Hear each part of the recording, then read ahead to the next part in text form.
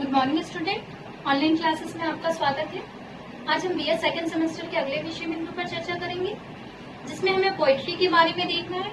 Poetry अर्थात कविता, जिसे हम सामान्य तौर पर जानते हैं। इसे पद के नाम से भी जाना जाता है और संस्कृत में इसे काव्य के भी नाम से जाना जाता है।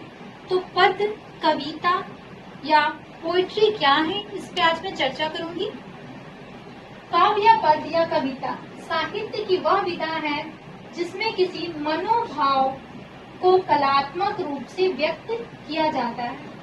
अर्थात साहित्य की वह विधि जिसमें हम किसी अपने मनोभाव को, मन की भावनाओं को, मनोभाव को बहुत ही कलात्मक तरीके से व्यक्त करते हैं, उसे ही पद या कविता या काव्य कहा जाता है।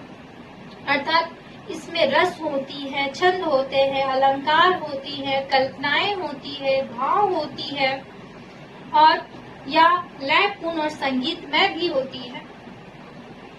कुछ साहित्यकारों ने काव्य के बारे में अपनी विचार प्रकट की है, हम उस पर चर्चा करेंगे। शैले के अनुसार कविता कल्पना की अभिव्यक्ति है। शैले जो है ये पाश्चात्य साहित्यकार है। इन्होंने कहा है कि कविता कल्पनाओं की अभिव्यक्ति है। अर्थात जो हम कल्पनाएं करते हैं, जो इस दुनिया से परे होती है, इस संसार से परे होती है, उन कल्पनाओं को करते हैं, वही कविता है। सामान्य तौर पे हमने देखा है कि बहुत सारी ऐसी कविताएं अच्छी है जो इस संसार से परे है, काल्पनिक है और बहुत ही एक अच्छा मनोभाव देती है। विश्वनाथ के अनुसार रस युक्त वाक्य ही काव्य है।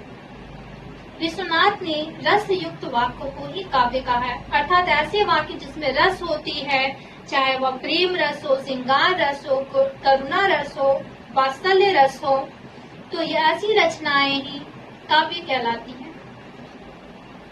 क्लाइट के अनुसार कविता संगीत में विचार है। क्लाइट ने कविता को संगीत में विचार कहा है।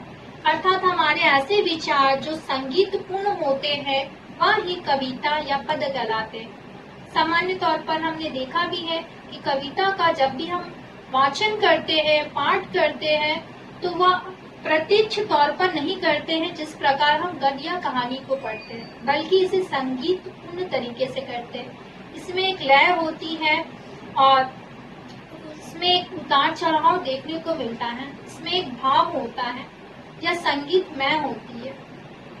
आशा करती हूँ पोएट्री अर्थात पद के बारे में आज आपने जाना, आप सभी ने इसे अच्छे से समझा होगा।